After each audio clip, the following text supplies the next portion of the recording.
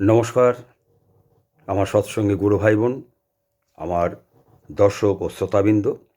আজকে আমি আপনাদের সঙ্গে আলোচনা করব ভারতবর্ষের বর্তমান যে আন্তর্জাতিক যে পরিস্থিতি, আন্তর্জাতিক যে সম্পর্ক আমেরিকার সঙ্গে।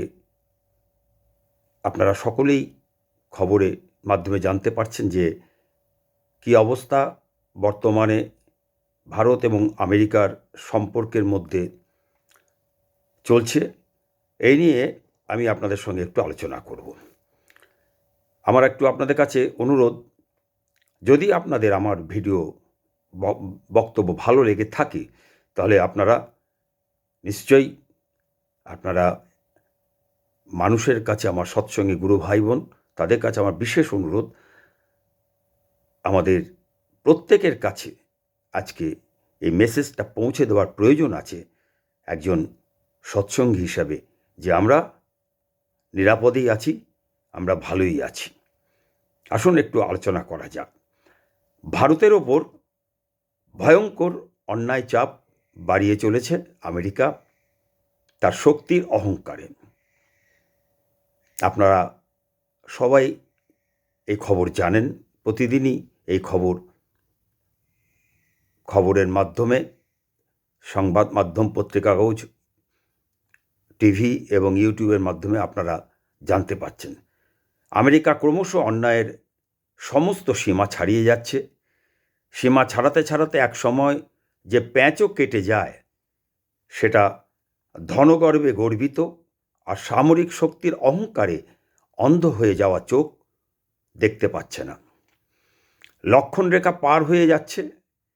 লক্ষণরেখা পার হলে কি হয়, ইতিহাস তার সাক্ষী, রামায়ণ মহাভারত তার সাক্ষী, উদাহরণ। এই সাক্ষীর কথা, এই উদাহরণ ধনগর্বে গর্বিত ও সামরিক শক্তিতে মদমত্ত দেশ না জানতে পারে, কিন্তু সহ্য করা ও ধৈর্য ধরার এবং সাক্ষী বা উদাহরণের ইতিহাস ভারতবাসী জানে। আর ইতিহাসে পুনরাবৃত্তি হয়, সেইটাই মোক্ষম সময় জবাব দেওয়ার। ভারতের ঘরে বাইরে, দেশের চারপাশে ভারতকে দুর্বল করার, ভারতকে ভাঙার চক্রান্ত চলছে ভয়ঙ্কর গতিতে। ভারত নীরব, ভারত সহ্য করে চলেছে অসীম ধৈর্য শক্তি নিয়ে। আর ভারতের অভ্যন্তরে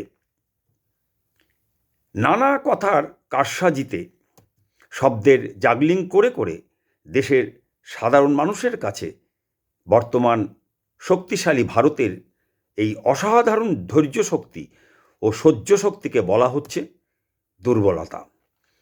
প্রধানমন্ত্রীর ধীরে চলো নীতিকে বলা হচ্ছে প্রধানমন্ত্রী শ্রী নরেন্দ্র মোদীর নপুংসতা। ভারতের অভ্যন্তরে নানা মিডিয়ার মাধ্যমে যারা এই খবর ইনজেক্ট করছে, ভারতের সাধারণ মানুষের মনে অসহিষ্ণু করে তোলার চেষ্টা করছে ভারতবাসীকে, এরা ঘরশত্রু, দুর্যোধন, ধৃতরাষ্ট্রের দল। দেশের কঠিন জটিল সংকট সময়ে সবুরে যে মেওয়া ফলে, এটা বোধহয় জানা নেই সাধারণ মানুষদের। যা জানা আছে কপট মানুষদের। কপটদের একটাই মন্ত্র, দে মা লণ্ডভণ্ড করে লুটেপুটে খায়। এরা বিদেশি এজেন্ট, কপট আর জোকার সমার্থক। দেশকে বিদেশি শক্তির দ্বারা, উন্মাদ শক্তির দ্বারা ধ্বংস হওয়ার হাত থেকে রক্ষা করার জন্য 140 কোটি মানুষের নিরাপত্তার ও বাঁচাবার দায়িত্ব কেন্দ্রীয় সরকারের। আজ 78 বছর ধরে ছলে বলে কৌশলে রক্ষা করে চলেছে 140 কোটি দেশ ভারতবর্ষ, ও ভারতবর্ষের 140 কোটি মানুষকে আভ্যন্তরীণ ও বিদেশি শক্তি ও শত্রুর হাত থেকে ভারত সরকার। তা কেন্দ্রে সে যে দলেরই সরকার হোক না কেন। এটাই ভরসার ভূ রাজনীতির কঠিন ও জটিল সময়ে দেশ সঠিক পথে এগোচ্ছে।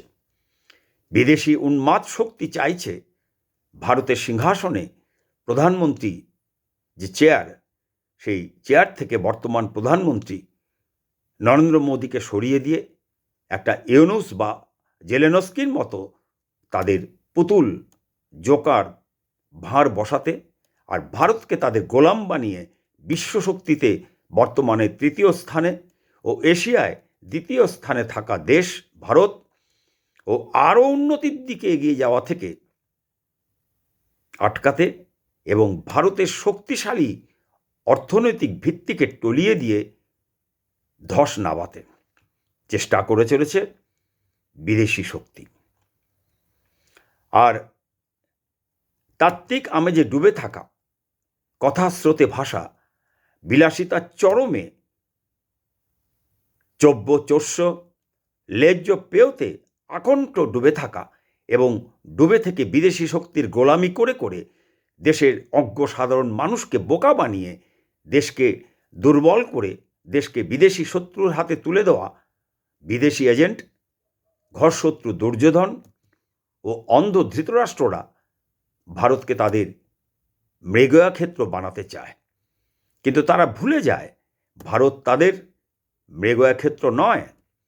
ঘরশত্রু দুর্যোধন ও অন্ধ ধৃতরাষ্ট্ররা ভুলে যেতে পারে, কিন্তু দেশের সহজ সরল অজ্ঞ সাধারণ মানুষ ভুলে যায়নি।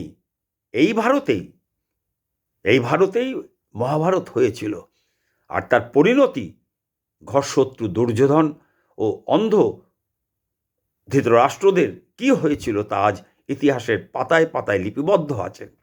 সেই সব আমরা কেউই ভুলে যায়নি ঘটনাগুলি।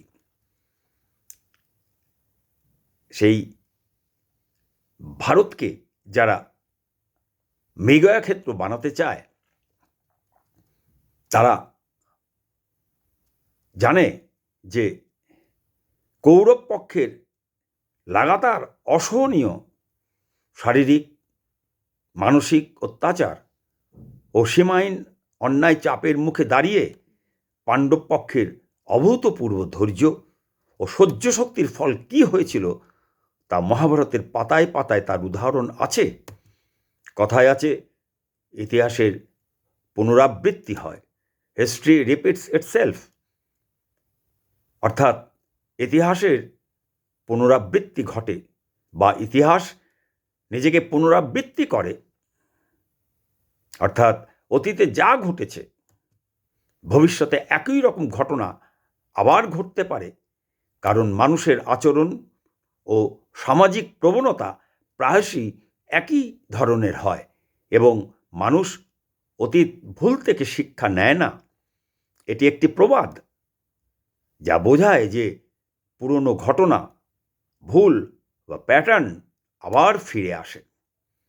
ভারত সত্যের ওপর দাঁড়িয়ে আছে, আর সত্যের জয় হবেই হবে। আজ নয়তো কাল, একদিন আগে আর নয় একদিন পিছে। পরম প্রেমময় শ্রী ঠাকুর অনুকূলচন্দ্র বললেন, তুমি সত্যে অবস্থান করো, অন্যায়কে সহ্য করতে চেষ্টা করো, প্রতিরোধ করো না, শীঘ্রই পরম মঙ্গলের অধিকারী হবে। আজ এই পর্যন্ত। আমি আবার আপনাদের সামনে পরবর্তী ভিডিওতে আসব যে আমার ভারতবর্ষ 1947 সালের পর থেকে আজ 78 বছর ধরে কতবার কত রকমভাবে বিদেশি শক্তি আমেরিকার দ্বারা ভয়ঙ্করভাবে চাপে ছিল বা অত্যাচারিত হয়েছিল, এবং সেই সময় আমাদের প্রধানমন্ত্রীরা কী ভূমিকা পালন করেছিলেন, কিভাবে সত্যের জয় হয়েছিল, আমরা সেই নিয়ে আলোচনা করব। শ্রী ঠাকুরের কথা কতটা সত্য যে শীঘ্রই পরম মঙ্গলের অধিকারী হবে, আমরা সেইটা পরবর্তী ভিডিওতে একবার দেখে নেব। আমরা সবাই মিলে সত্য কী সেটা একবার জানার চেষ্টা করব। আজকের মতন এখানেই বিদায়। আপনারা সবাই ভালো থাকুন। পরম দয়ালের কাছে আমি আপনাদের সকলের মঙ্গল প্রার্থনা করি। নমস্কার। জয় গুরু।